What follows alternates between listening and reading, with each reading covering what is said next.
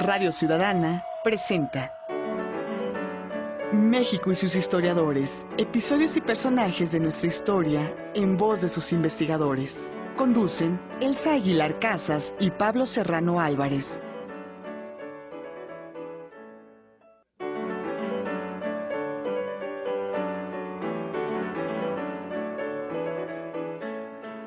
Muy buenas tardes, les saluda Sandra Vázquez a nombre del equipo de producción de México y sus historiadores.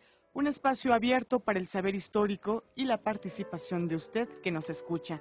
También saludamos a quienes nos siguen por Radio México Internacional a través de www.radiomexicointernacional.imer.gov.mx. Hoy vamos a transmitir como cada jueves desde el primer piso de la Torre de Radiodifusoras del Instituto Mexicano de la Radio. Me da mucho gusto saludar a Pablo Serrano Álvarez, conductor de este espacio. Pablo, buenas tardes. Hola Sandra, buenas tardes. Amigos radioescuchas, buenas tardes. El arzobispo Pelagio Antonio Labastida y Dávalos participó activamente de la idea de Napoleón III de crear una monarquía mexicana que sirviera de equilibrio al cada vez más manifiesto imperialismo de Estados Unidos. Escribió: para convertir el sueño en realidad sería preciso hacer 1000 sacrificios e inmolar en aras de la patria el amor propio nacional.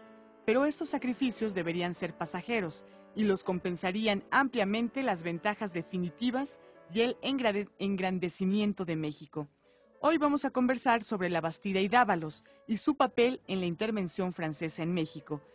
Nuestra invitada, Marta García Ugarte, es autora del libro Poder político y religioso, México, siglo XIX.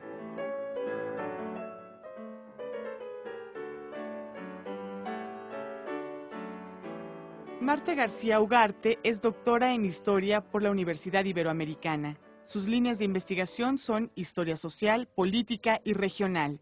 Es investigadora titular C, tiempo completo, en el Instituto de Investigaciones Sociales de la UNAM y catedrática en la misma institución en niveles de licenciatura, maestría y doctorado. Además, es especialista en Historia de Querétaro, Liberalismo e Iglesia Católica en México, temas sobre los que ha publicado numerosos textos como Poder político y religioso, México siglo XIX, La guerrilla en las regiones de México, siglo XX, y Los rostros del conservadurismo mexicano, de los que es coautora. Además, ha colaborado en Presencia Internacional de Juárez, Teología en América Latina, de las guerras de independencia hasta finales del siglo XIX, 1810-1899, y la génesis de los derechos humanos en México. Recuerde que siempre es un gran gusto contar con sus opiniones y con sus preguntas, así que ponemos a su disposición las siguientes líneas telefónicas: 5604-8229, 5604-7926 y 01800-670-1680. Adelante, Pablo. Gracias, Sandra. Muy buenas tardes, Marta García Ugarte, querida amiga y colega. Hola, Pablo, buenas tardes. Qué gusto estar aquí. Antes de empezar, pues quiero rememorar, esta semana falleció en París, Francia, el gran historiador François Chevalier, que falleció a los 98 años, que fue un autor fundamental de la historiografía mexicana. Él publicó un gran trabajo que se llama Los grandes latifundios en México, que abarca toda la colonia hasta el siglo XIX. Bueno, él fue director del Instituto Francés de América Latina, vivió en México por 15 años, fue director también de la Casa de Velázquez en España y lamentablemente esta semana falleció François, así es que aquí en México sus historiadores lo rememoramos como un gran historiador que aportó a nuestra historiografía mexicana grandemente. Marta, ahora vamos a hablar de un tema que se quedó en el tintero después de las celebraciones de mayo del 150 aniversario de la Batalla de Puebla. Se habló mucho de la intervención francesa, del imperialismo napoleónico, de la Batalla del 5 de mayo, etcétera.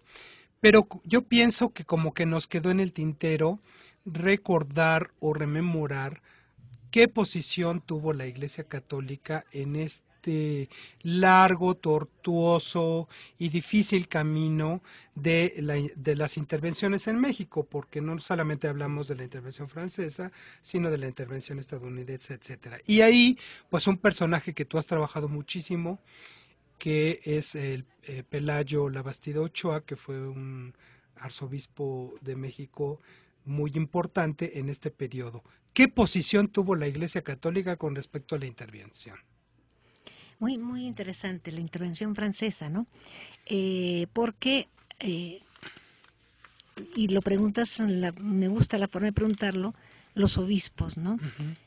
Realmente el que se va a Roma en 1861 es Labastida todavía como obispo de Puebla, porque lo nombran ministro plenipotenciario ante la Santa Sede, Miguel Miramón, el último periodo de la presidencia conservadora, y en este momento Pelagio se va a Roma, no tanto por ser ministro, aunque va a adquirir va a rentar un palacio ahí en Roma, pero sobre todo porque está convencido que los conservadores van a perder, que van a ganar los liberales, sí, está convencidísimo. Es más, cuando se queda Zuluaga, en enero del 58, él dice, esta es una gota de agua en un incendio. Sí, él estaba convencido que no eran estadistas, que los conservadores, además era el líder del Partido Conservador. Entonces él sabe que no tienen políticos estadistas y que a la hora de que, incluso él criticaba mucho al ejército conservador porque decía cada vez que pierden una batalla contra los liberales se hunden y los liberales con cada batalla que perdían se levantaban. Ese es el espíritu que tenían que tener los conservadores, pero no lo tienen. Y entonces él sabe cuando se va no es en el 61, es en el 59, antes incluso o después de que Juárez publica las leyes de reforma, en ese momento él está convencido que van a perder y que la única manera de vencer a los liberales es trayendo una fuerza de intervención extranjera. Y se convence en el proceso, se convence de la monarquía, porque no era monárquico. Pero sí se convence de la monarquía. Y entonces, o sea que vamos que como que oscila rápidamente entre el liberalismo y el conservadurismo en su pensamiento. No diría yo que del liberalismo, aunque el secretario de Estado del Vaticano, cuando mandan al nuncio con Maximiliano, y estando Maximiliano, le dice que tenga mucho cuidado con los mexicanos, obispos o no obispos, porque todos son liberales. Y efectivamente, México era un país liberal. Claro, en los 50, después de Ayutla. Antes de Ayutla. Antes de Ayutla, incluso ya con Ayutla, bueno, ya después de la guerra con Estados Unidos o de la intervención norteamericana, es cuando se empieza a forjar ya el pensamiento conservador de una manera muy clara. Claro. Pero antes no. El mismo Alamán no era conservador desde el principio, es muy liberal. Claro. Había un pensamiento liberal, y esa era la preocupación de la Santa Sede, antes de la independencia a los 30, la gran preocupación es que América Latina en general es galicana y liberal. Claro. ¿No? Bueno, Labastida seguramente se impacta con las leyes de reforma, ¿no? Él se impacta desde antes. Él es expulsado, es el primer obispo expulsado del país, porque cuando Gómez Farías da la primera reforma liberal, él dice que va a expulsar a los obispos, pero en realidad se mueven de la sede diocesana a una hacienda, o como el de Michoacán, que se viene a México, claro, al convento de Carmelitas. Pero en realidad el primero expulsado del país es Labastida, y en época de Ignacio Comonfort, y lo expulsa porque Labastida se convierte en un líder. Es un líder del ejército, porque ven que es el que los entiende. Es un líder de los obispos, porque es el que tiene capacidad de enfrentarse al gobierno. El arzobispo de México no era líder, era un hombre muy bueno, era un gran canonista. ¿Quién era? Lázaro de la Garza y Ballesteros. Claro. Pero no era un líder. Bueno, Labastida desde ese momento obtiene un liderazgo impresionante. Hasta Juárez lo felicita.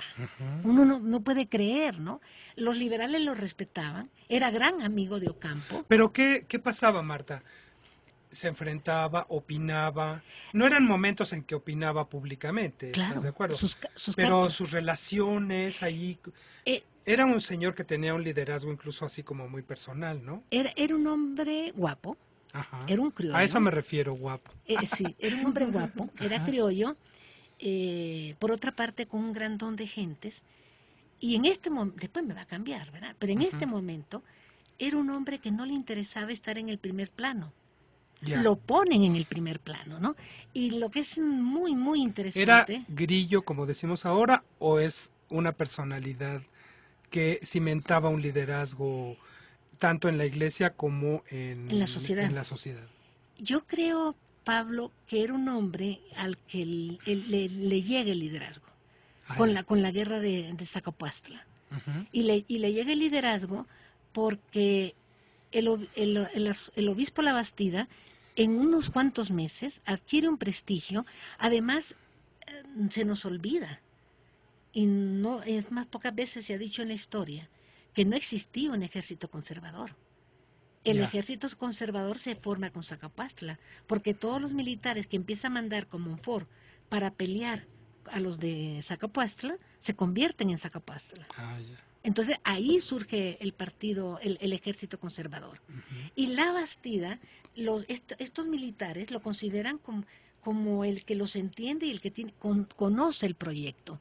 Los obispos dicen, al fin tenemos a alguien que nos da voz, porque él protesta contra la ley Juárez de los fueros y de la iglesia, que Ujú. cuando restringen el fuero de la iglesia, y él escribe una carta muy fuerte, mucho más fuerte que el arzobispo de México. Claro. Y entonces ahí como que todos dicen, este es, pero sobre todo cuando como Monfort le pega interviniendo los bienes de la iglesia, él los defiende de una manera radical, ¿verdad? Así es. Radical. Y ahí es donde y como Monfort lo expulsa del país, no porque es el obispo, sino porque es la cabeza de un movimiento conservador que está afectando a su gobierno. Muy bien, Marta. Vamos a una pequeña pausa y volvemos. Sandra. Así es, Pablo. Los teléfonos son 5604-8229, 5604-7926, 01800-670-1680. Comuníquese, extérnenos sus comentarios, sus dudas. En breve regresamos.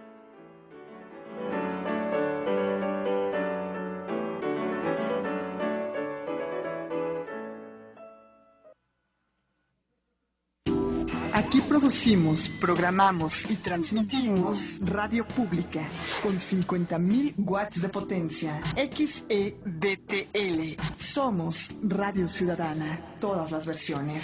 660 AM. Mayorazgo 83. Colonia Joco. Primer piso de la torre de radiodifusoras. Código postal 03330 en la Ciudad de México. Radio Ciudadana es una emisora del IMER, Instituto Mexicano de la Radio. El mundo de hoy tiene una puerta y se llama Internet. Yo quiero que esa puerta se abra para todos nuestros niños y se conviertan así en ciudadanos del mundo. Por eso, como presidente de México, haré que todos los niños de quinto y sexto de primaria tengan una computadora con acceso a Internet. Este, más que un proyecto educativo, es un proyecto de igualdad. México va a cambiar.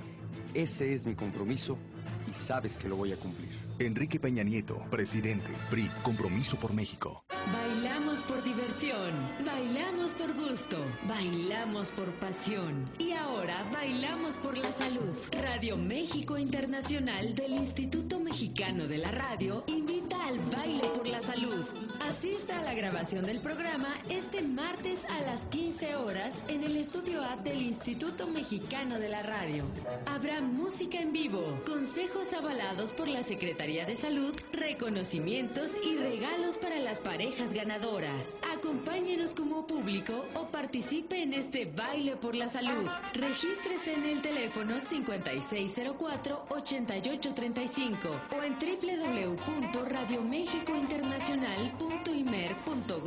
www.radiomexicointernacional.imer.gov.mx. Que quede claro, mi compromiso también es verde. Por eso me he comprometido a apoyar las distintas propuestas del Partido Verde. entre ellas hacer más inversión para asegurar que el agua potable llegue a más familias en nuestro país. Sancionar a aquellas empresas que contaminan nuestro medio ambiente. Y como ya te lo había dicho, en mi gobierno habrá vales de medicinas. Dale un voto a las propuestas del Verde. Vota por el Partido Verde. México y sus historiadores, voces expertas para dar respuesta a todas tus preguntas sobre nuestra historia. Jueves, 6:60 de AM, una estación del Instituto Mexicano de la Radio. Le recordamos que usted nos puede escuchar a través de internet www.radiociudadana.imer.com.mx, www.radiomexicointernacional.imer.gov.mx, la estación virtual del IMER. Esto es México y sus historiadores. Continuamos. Marta García Ugarte, hablas de los acapuastlas. Estás hablando como de la década de los 50, más o menos, ¿no? Sí. ¿En qué consiste esta revuelta Zacapuastla? Cuando triunfa el Partido Liberal en el 54 contra la última dictadura de Santana, surgieron muchos movimientos conservadores armados, muchos, en diversas partes de la República. Pero tú sabes que un movimiento, y esto es los que estudiamos la historia regional, lo conocemos muy bien, un movimiento mientras no salga de la región, se queda en la región. Así es. Y no tiene trascendencia. Pero cuando un movimiento sale y es adoptado por otro, en ese momento es peligroso. Eso pasó con el plan de Ayutla. Ajá. Cuando empieza se queda en Ayutla, ¿va? Con Juan Álvarez, pero cuando empieza por Acapulco y se empieza a extender, ahí ya se volvió una amenaza al gobierno de Santana. Claro. Igual pasa con Zacapuastla. Zacapuastla se convierte en un movimiento muy fuerte, pero sobre todo porque es el que convoca a un ejército, que era el de Comonfort, el de los liberales, y se convierte en un ejército conservador. Ahí es donde van a estar los Osoyo, los Miramón. Y bueno, la Bastida tiene un liderazgo ahí. Porque es el obispo de Puebla. Yo no he encontrado ninguna documentación que diga que él promovió el levantamiento. Pero sí, más o menos era como un director espiritual, digámoslo así. Tiene que haberlo conocido. Ajá. Yo no me trago un poquito esto como historiadora, pero los historiadores nos movemos como documentos, ¿no? Y luego, sobre todo, él es muy amigo de Antonio Aro Tamariz. De hecho, él le va a dar la extremaunción en Roma, cuando muere Aro Tamariz en Roma. Y Aro Tamariz se convierte en el líder del levantamiento. Claro. Y entonces, cuando toman Puebla, el obispo La Bastida dice, es un movimiento que es gobierno. Y doy dinero a un gobierno constituido, no a unos revolucionarios. Claro. Y es lo que Comonfort se le va a ir encima, ¿no? Claro. Pero se le va encima, no porque el obispo esté apoyando a Zacapuastla, porque Zacapuastla, por un poquito, y lo derrota, ¿eh? Por un poquito y vence, hubiera sido otra la historia de México, ¿no?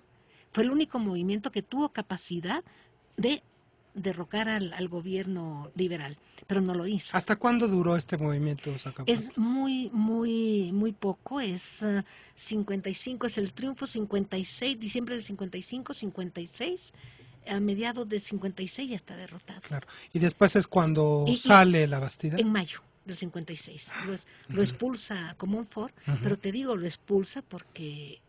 Y el obispo, es como un líder moral, digamos, del movimiento, o líder espiritual. Es un líder efectivo. Ya. Lo que decía, es más, cuando... ¿Cuántos años tiene La Bastida en ese momento? En este momento debe de tener como 39, 38 años. Está... Que es una edad de liderazgo. En todo su vigor. Claro. Pero además es un hombre que es envidiado por los obispos. Él tiene un gran amigo, Clemente de Jesús Munguía, que todo el mundo habla muy bien porque es un teórico del derecho, pero Munguía se muere de la envidia por el liderazgo que tiene La Bastida. ¿Qué liderazgo tiene? ¿Con los hacendados, con los militares, con los acuapastlas, con las autoridades federales? Él tiene liderazgo con los liberales, con los más destacados, porque lo respetaban. Era un hombre muy respetado, La Bastida, en este momento, ¿no? Cuando él se va, en mayo, cuando le expulsa Comonfort, él le deja una carta a uno de sus grandes amigos y le dice que le mande a sus hermanas a Roma y que hable con Ocampo para que le ayude a sacarlas del país. Pero qué barbaridad. Era muy amigo de los liberales, pero también era muy amigo de los conservadores. Y La Bastida, igual que Alamán, La Bastida se va transformando O sea, cuando en este momento que está con Sacapuestla, pues sí está en contra de las políticas liberales, ¿verdad? Porque antes que nada es hombre de iglesia. Pero se vuelve, más que un líder espiritual o un líder moral, que no me gusta mucho la expresión, te diría yo que es un líder efectivo. Él canalizaba demandas de la gente y las traducía en soluciones. Y entonces tiene un proyecto de nación que puede confrontar a Comonfort, y Comonfort sabe que tiene el suficiente arrastre para derrotar su gobierno. Mira, y por eso le expulsan, no es por otra cosa. Si no, lo hubieran pasado de un lugar a otro. Bueno, lo expulsan y luego vienen las leyes de reforma que se publican en el 59. No, después viene la Constitución. Ajá. Bueno, la ley de desamortización, la Constitución, la Bastida está en Roma, pero sobre todo en el 58 el plan de Tacubaya. ¿Y qué opina al respecto desde ella? Cuando el plan de Tacubaya se queda con Zuluaga, la Bastida dice, esta es una gota de agua en un incendio, porque Zuluaga no es un estadista.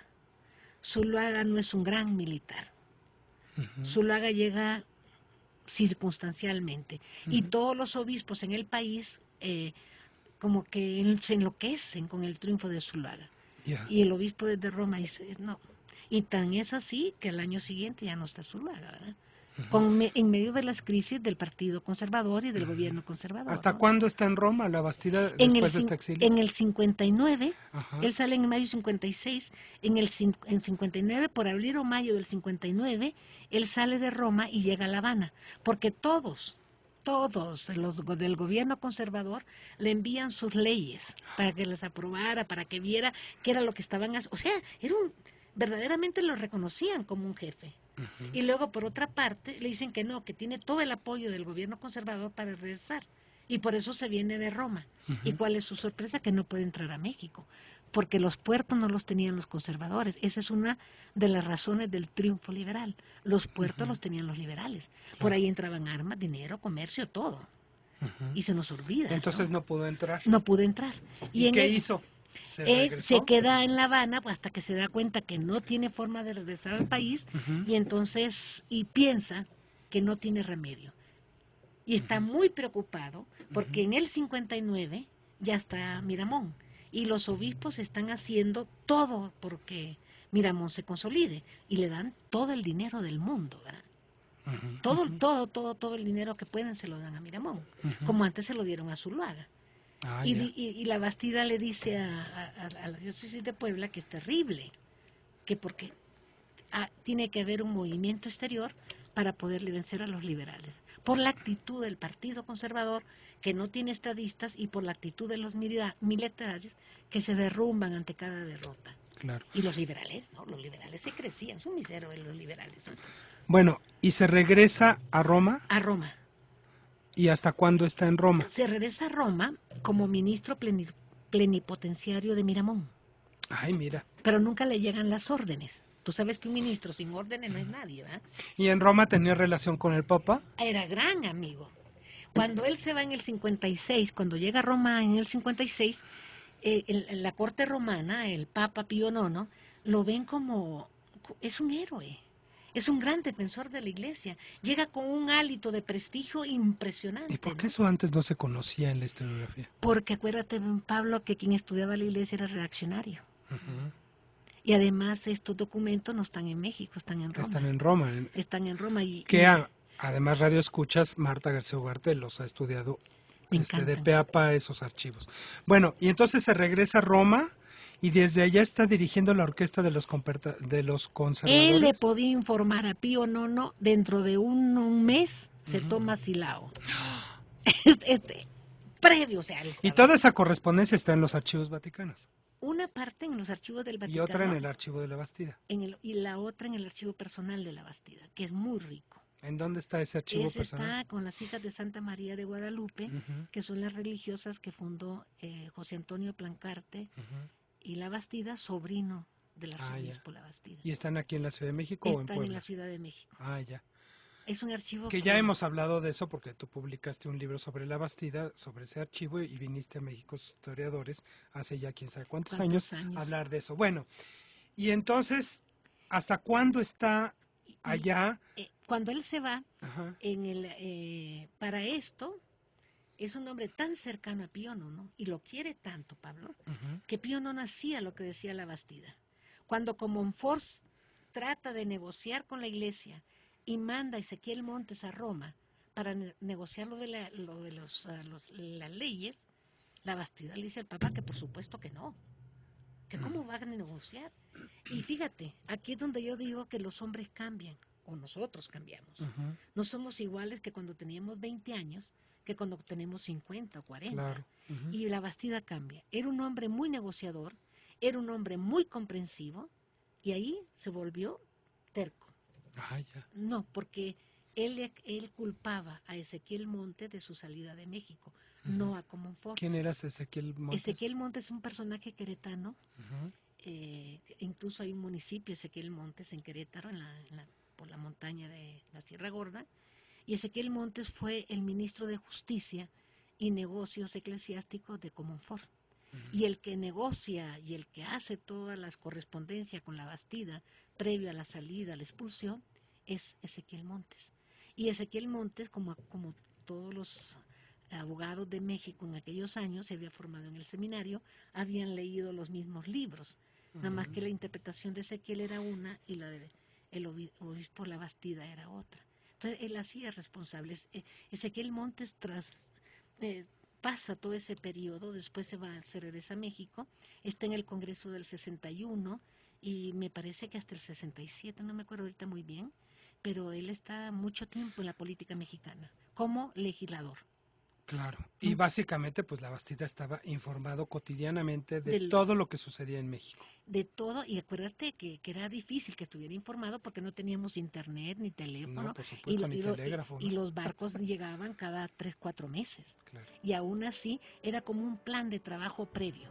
Ok, vamos a otra pausa y volvemos, Sandra. Así es, Pablo. Recuerden que esto es México y sus historiadores bajo la conducción de Pablo Serrano y, por supuesto, tenemos los teléfonos 5604-8229, 5604-7926, 01800-670-1680. Hoy nos acompaña Marta García Ugarte y hablamos sobre el arzobispo Pelagio Antonio La Bastida y Dávalos. No se vayan, regresamos después de la pausa. México y sus historiadores, un espacio abierto para el saber histórico y la participación de usted que nos escucha. Jueves, 6:60 de AM, una estación del Instituto Mexicano de la Radio. Aquí producimos, programamos y transmitimos radio pública con 50,000 watts de potencia. XEDTL. Somos Radio Ciudadana. Todas las versiones. 660 AM. Mayorazgo 83, Colonia Joco. Primer piso de la torre de radiodifusoras. Código postal 03330 en la Ciudad de México. Radio Ciudadana es una emisora del INER, Instituto Mexicano de la Radio. El 1 de julio, con tu voto, podemos lograr el renacimiento de México. Si me das tu confianza, puedo ser tu presidente, presidente de todos y de cada uno de los mexicanos. Voy a gobernar para ricos y pobres, para los que viven en el campo y en la ciudad, para los que simpatizan conmigo, pero también para mis adversarios. Habrá progreso y justicia, estaremos unidos, en paz. El cambio verdadero está en tus manos. Andrés Manuel, presidente. Vota por las candidatas y candidatos del PRD. Cuando te proteges, tienes el 99% de probabilidad de seguir desvelándote por ir a fiestas. Y no por calentar biberones. Protegerte te ayuda a disfrutar más de tu juventud, porque previene embarazos no planificados y sus complicaciones e infecciones de transmisión sexual. Un condón es más confiable que el destino.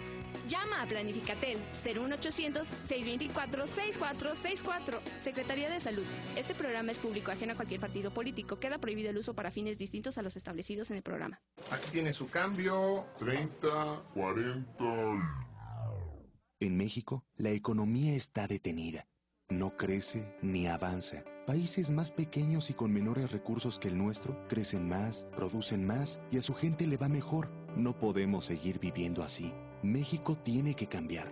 Vota por un cambio. Vota por los candidatos a diputados federales y senadores del PRI. Estamos comprometidos para que las cosas cambien. PRI, compromiso por México. México y sus historiadores, voces expertas para dar respuesta a todas tus preguntas sobre nuestra historia.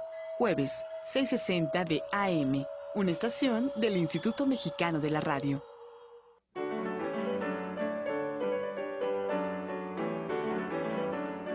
Estamos de regreso del corte y antes de continuar les queremos invitar a visitar nuestra página www.inerm.gov.mx para que lea los distintos artículos, conferencias y también para que visite nuestra biblioteca virtual. Ahí ofrecemos una amplia oferta. Además nos puede seguir en Facebook. Encuéntrenos como INERM Vive la Historia en Facebook y dele clic al botón me gusta, INERM Vive la Historia. Y también en Twitter como @INERM. Vamos que también estamos en las redes sociales y no hay pretexto para dejar de estar en comunicación. ¿Verdad, Pablo? Así es, Sandra. Y además chequen nuestros expedientes digitales de cada semana, que están buenísimos. Una lectura ágil con fotografías, con documentos para que la gente aprenda sobre distintos tópicos de nuestra historia. Marta, entonces, el señor Labastida Ochoa... Y Dávalos, pues está en Roma en plena grilla. ¿Cuándo se da esta cuestión tripartita entre Francia, España, Inglaterra con respecto a nuestra deuda? Sí, ¿Y qué postura tiene Labastida al respecto? Es bien interesante porque en el 61, bueno, los liberales triunfan en diciembre, así es, el 22 de diciembre del 60. En el 61 es cuando expulsan a los obispos, al delegado apostólico, a varios embajadores extranjeros que habían apoyado al gobierno conservador. Y pues la República está en una crisis económica muy fuerte, ¿no? Y es cuando tienen que hacer como una suspensión de pagos, pero ya desde la última dictadura de Santana se venía trabajando por una intervención, por una monarquía, ¿no? Claro. Pero son trabajos en cierta medida aislados que no terminaban de cuajar, ¿no? Cuando se decreta la suspensión de pagos, entonces de inmediato Francia hace una fuerte iniciativa, Inglaterra y España para el pago de su deuda, ¿no? Y cuando se hace la organización esta tripartita de Londres y se acuerda que no vienen con fines ulteriores, ¿no? Claro. Ninguno supuestamente, ¿no? Pero todos traían. ¿Qué postura tiene Labastida con esto? Labastida en este momento está en Jerusalén. Cuando está la tripartita, él siente que está todo perdido, que no es fácil, antes de la tripartita, entonces decide ir a la Tierra Santa, y era un viaje muy, muy largo, ¿no? Sí, en aquel entonces. Y deja un diario, pues como diario, ¿no? Notas de toda su experiencia, de verlas, a la Tierra Santa y la Madre de Dios, qué sé yo, ¿no? Y cuando regresa, entonces ya está, porque entran los franceses, los españoles, y ya en este momento que regresa a Roma, él dice, es el momento de ahora sí la intervención. Y se pega a la intervención, 1862. Labastida digamos que los primeros meses. Sí, porque él lo que ve que es importante, uno, que se tenga, para esto Francia ya está en el país. En el país, y además en el 62 ellos rompen con España y con Inglaterra, ¿no? Y se quedan ya como una fuerza invasora. Labastida y Gutiérrez de Estrada en Roma habían dado instrucciones al padre Miranda. El padre Miranda es un sacerdote de Puebla, es un canónigo de Puebla, o sea, es súbdito del obispo Labastida, porque Labastida sigue siendo obispo de Puebla. Y le dan instrucciones para que en el momento que va a entrar la intervención francesa, él pueda llegar a México. Por supuesto, los liberales están furiosos porque entra él, Miramón y no me acuerdo quién más, y Antonio Arita Marís, y dicen, no, lo que tienen que hacer, y estos son instrucciones de Labastida, tiene que formar un gobierno, y tiene que formar con un presidente fuerte, conservador. Para que este presidente conservador, porque acuérdate que habían sido destruidos, ¿no? Con el triunfo del 60, aunque ellos siguieron trabajando en guerrillas con Zuluaga, pero ya no quieren a Zuluaga, porque ya saben que no sirve. Así es. Y entonces tienen que formar un gobierno que pueda dirigir la intervención.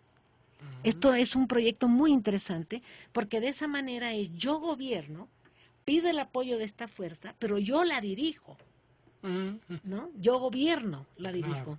Pero el problema es que no encontraban quién podía hacer. ¿Qué opinión tendría la Bastida de Napoleón? Fíjate que en este momento yo creo que muchas gentes en Europa tienen una opinión buena de Napoleón, en el sentido que lo ven con grandes proyectos. Y él busca a Napoleón en el 63, antes de venir a México, para hacer un convenio con Napoleón III y con Maximiliano. Bueno, la Bastida realmente... No, era genial. Y si ves pero qué grillito, ¿verdad? No, más que grillo. Y entonces va y dice, yo Iglesia, fíjate, con el apoyo de Pío, yo Iglesia te doy gobierno francés, los bienes de la Iglesia, pero tú me dejas que yo diga cuáles.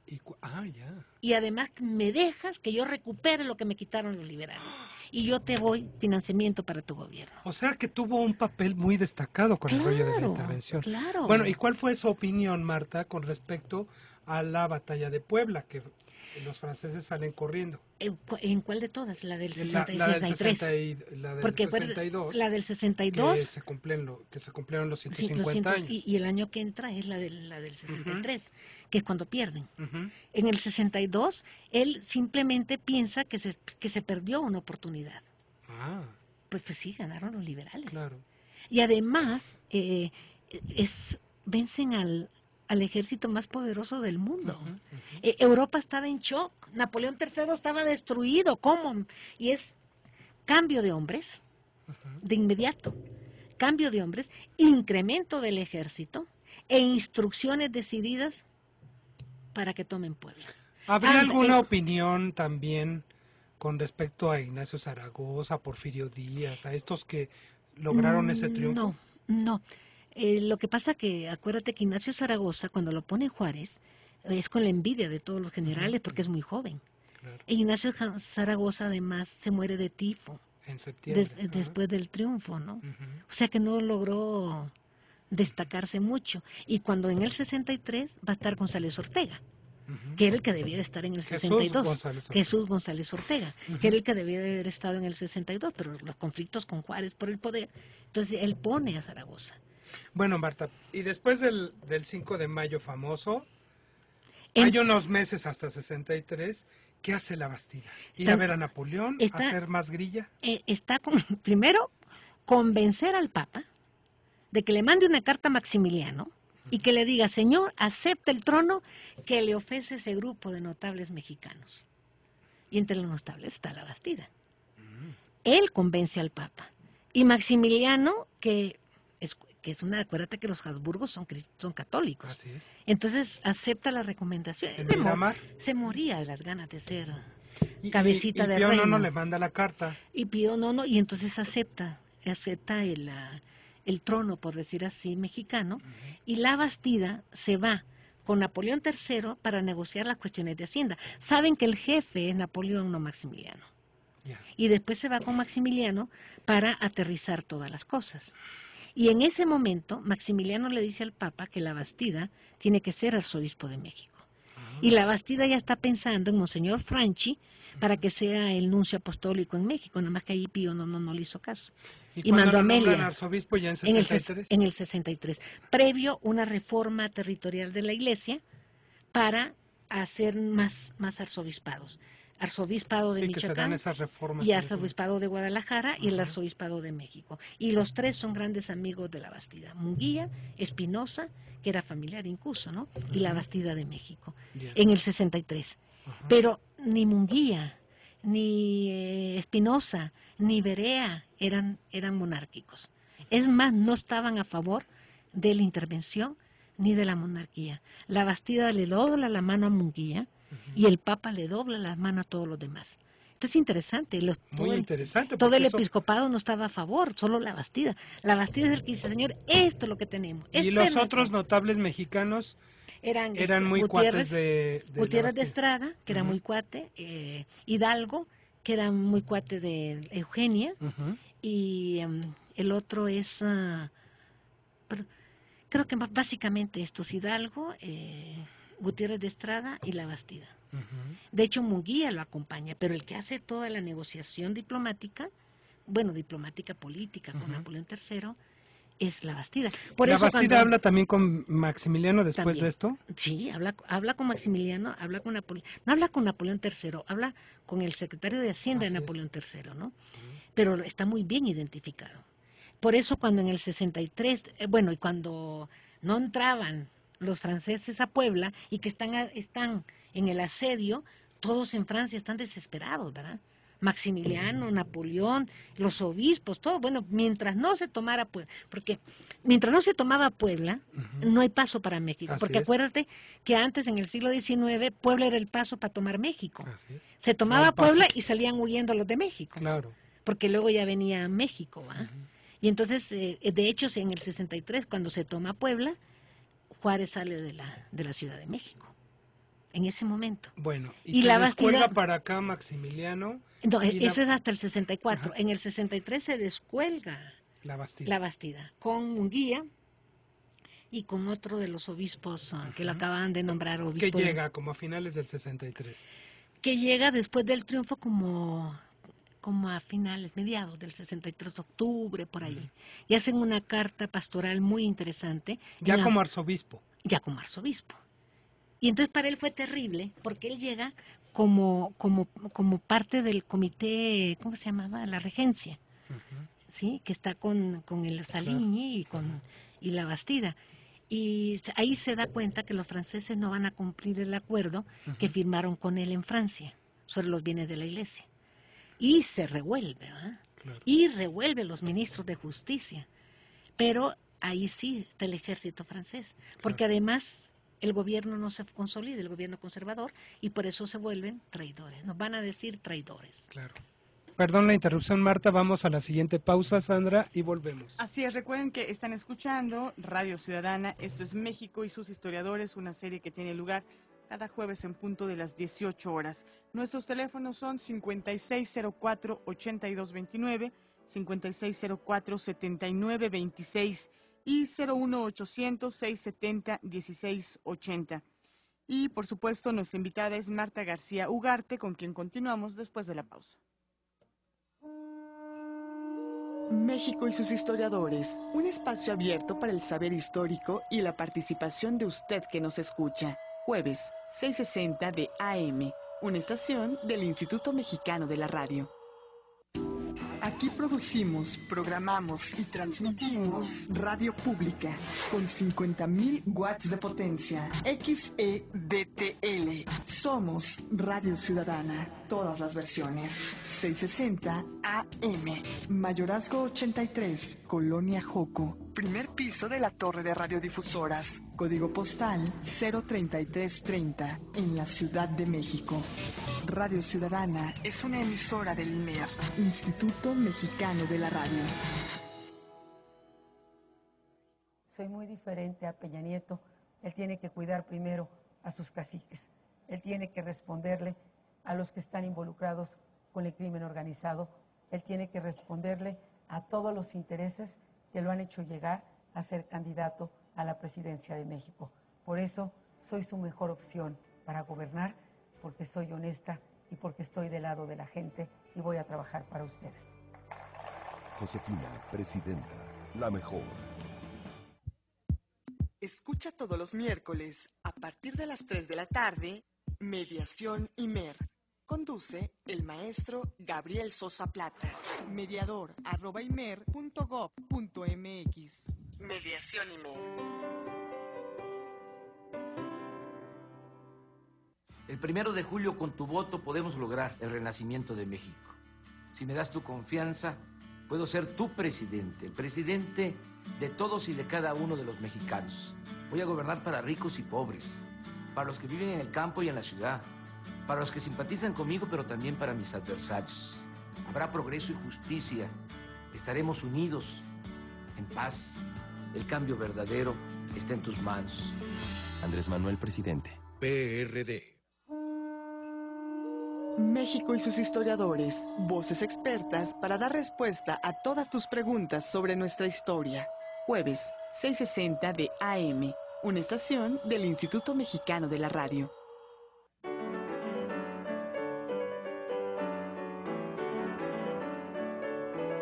Son las 18:46, las 6:46. Estamos completamente en vivo a través de Radio Ciudadana. Esto es México y sus historiadores, así que continuamos ya en nuestra última sección, Pablo.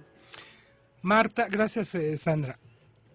Entonces se viene en 63 la Bastida y pues como para preparar el escenario a Maximiliano. Él lo recibe. Pero verás, le fallan los franceses. Y entonces él dice, cuando venga Maximiliano se va a resolver. Y llega Maximiliano con otro proyecto. Y no cumple los acuerdos que habían hecho en Miramar y los acuerdos que habían hecho en París. Y ahí el arzobispo, ahí sí de México, se deprime. Además, tanto Maximiliano como Carlota le dicen reaccionario. Y él dice, yo no soy reaccionario, por Dios, ¿no? Y entonces lo que hace es alejarse pero a mí me da la impresión, no lo tengo documentado, pero la impresión de que también temen de su liderazgo. Y entonces lo que él hace es ir a la visita pastoral. Se hace arzobispo, conoce su diócesis y se aleja del poder. En él se aleja de Maximiliano. Se aleja de Maximiliano, pero porque Maximiliano la deja. Munguía se viene para Europa. ¿Sí? Y la Bastida se queda y cada vez se da cuando cuenta las cartas que ellos mandan, los obispos en su conjunto, a la Santa Sede informando de la situación es terrible, porque ellos ya saben que Maximiliano ya perdió y saben que ellos perdieron. Su proyecto se quemó. ¿Y así se mantuvo hasta 67? En el 67, el 5 de febrero del 67, desde el 65, Napoleón III abandona a Maximiliano y empiezan a salir las tropas francesas. En el 66, Carlota va a Europa y es cuando pierde la razón en Europa, ¿no? Para decirle a Napoleón III que no puede abandonar a Maximiliano. Pero Napoleón III ya tiene la mira en Europa, no en México. El 5 de febrero sale el último contingente francés con Bazaine a la cabeza y el arzobispo La Bastida.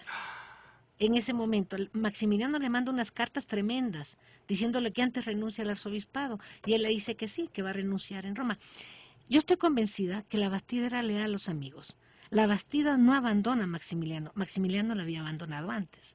Entonces, ¿y eso no permitió como un repliegue coqueto con Juárez después? No, no hay suficiente documentación. Yo tengo nada más atisbos de la relación de Juárez con la Bastida, pero cuando se van, ¿te acuerdas que se dice que nadie que haya trabajado con Maximiliano puede regresar al país? En el decreto de amnistía de 1870, todos podían regresar, menos los generales que habían intervenido y los miembros de la regencia, entre ellos la Bastida. Bueno, matan a Maximiliano, lo asesinan ahí en el Cerro de las Campanas. Así es. En Querétaro. ¿Y escribe algo La Bastida sobre este hecho? No. Callada la boca. Esto es impresionante. La Bastida en este momento, en mayo del 67, fusilan a Maximiliano, Miramón y Mejía. La Bastida no dice nada, porque su segunda salida de México ya no es como la del 56. El 56 es un imperio. Y es héroe. En el 67 es un hombre derrotado en su proyecto político. Y él sabe. Y en Roma, ¿qué piensan de la Bastida con este fracaso? Había varios que habían fracasado en otros proyectos, ¿no? Pero en Roma en este momento lo que está es el Concilio Vaticano I. Entonces, ¿qué consiste en? El Concilio Vaticano es el que va a declarar la infalibilidad pontificia. Prácticamente se hace para eso, ¿no? Y es una gran pelea. Es una de las grandes organizaciones internacionales de Pío IX. Y ahí están la mayor parte de los obispos mexicanos. Pero no tienen una participación efectiva efecto La Bastida. Pero él no tiene el corazón en Roma. Él está deseando regresar a México. ¿Ah, sí? Y ¿hace algo para regresar? Todo. Todos sus amigos se ponen a trabajar para influir en torno a Juárez. Y Juárez se ve que lo respeta. Porque Juárez es el que permite ¿qué piensa Juárez de La Bastida en este momento? No lo tengo con claridad, pero es el que dice que puede regresar. Y cuando un licenciado Morera, que no sé quién sea su nombre, no le he podido localizar, solo sé que es el licenciado Morera, que está en la cama cuando Juárez está por ahí, no por morir, pero ya está en el 71. 70, 71. Y entonces él dice que hay que esperar.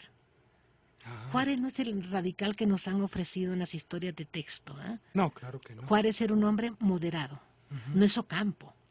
Ocampo era radical, Ignacio Ramírez era radical, Juárez no. Juárez es amigo de Comonfort, claro, porque son moderados los dos. Pero él es el que permite que regrese a la Bastida. ¿Cuándo regresa a la Bastida? 71, mayo del 71. Que debe de ser una cosa muy impactante para él. Y regresa en el silencio, que nadie se entere. Y además, pero regresa protegiendo monjas, lo denuncian en la prensa, se da cuenta que todo está, su seminario está destruido, no tiene sacerdotes, porque tantos años de guerra. Y tiene que reconstruirlo todo, ¿no? Exacto, y empieza a traer clero de Europa. Y entonces lo acusan de extranjerizante, precisamente porque hay tanto clero de fuera, hay jesuitas españoles, hay mucho español. Y entonces, ¿Y franceses? Pero sobre todo españoles, sí, franceses también, pero sobre todo españoles. Y entonces cuando Sebastián Lerdo de Tejada va a expulsar no solo a las Hermanas de la Caridad, sino a todos el clero extranjero, entre ellos los jesuitas que estaban dirigiendo el seminario. ¿No se escribe con Juárez entre 71 y 72? No, es a través de este licenciado Morera, a través de los del periódico La Voz de la Religión, y una cantidad de gente, como hoy día. Pablo, yo estoy sorprendida, se van a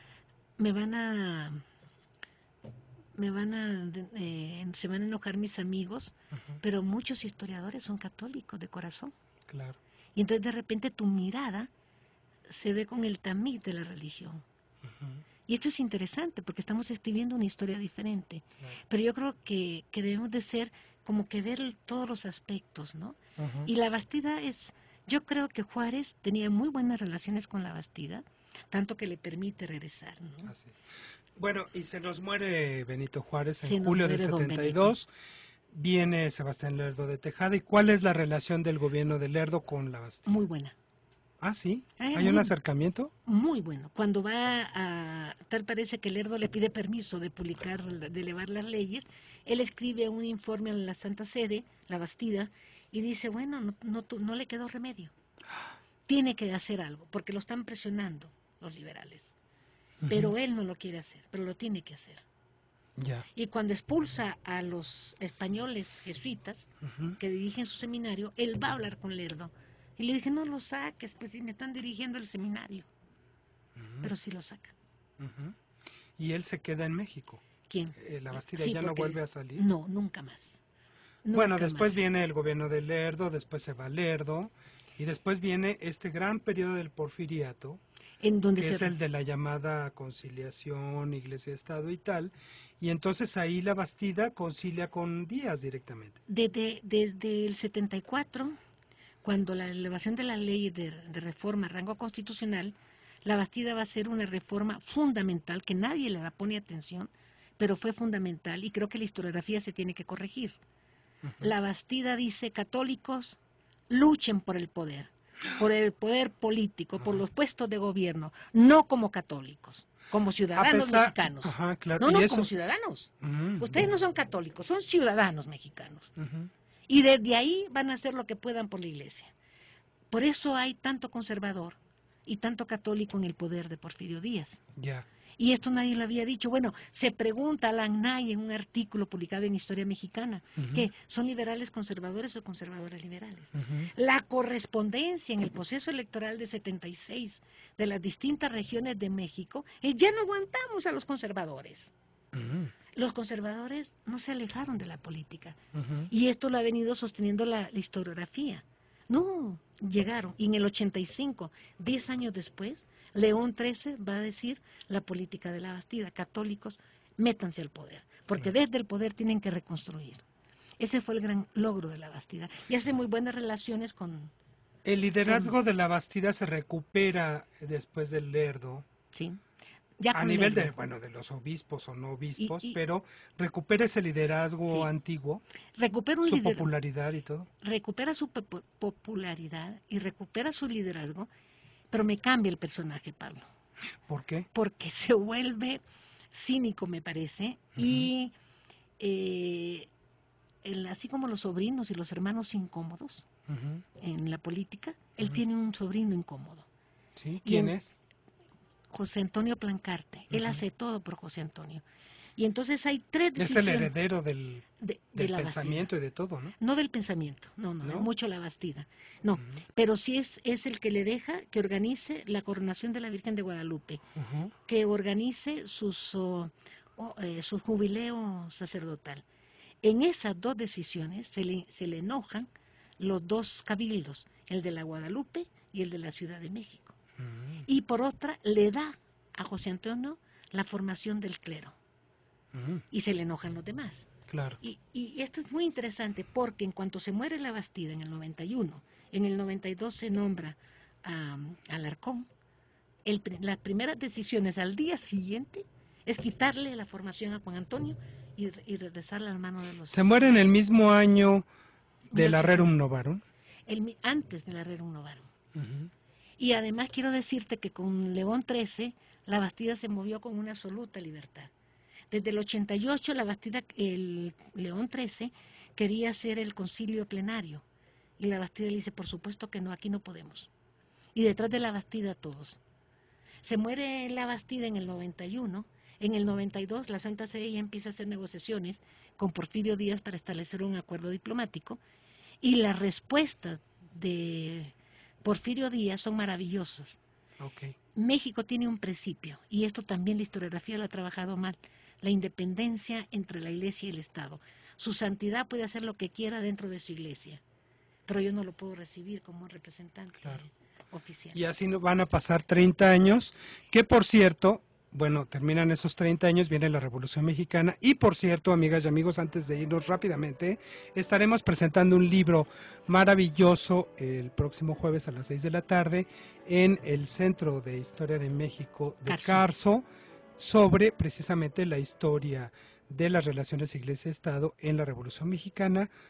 Vayan para que conozcan la segunda parte de esta historia que hoy hemos recorrido con Marta Eugenia García Ugarte. Gracias, Marta. Gracias, Pablo, por invitarme y gracias a todos los oyentes. Gracias, buenas tardes, Sandra. Esta fue una producción de Radio Ciudadana 660 de amplitud modulada.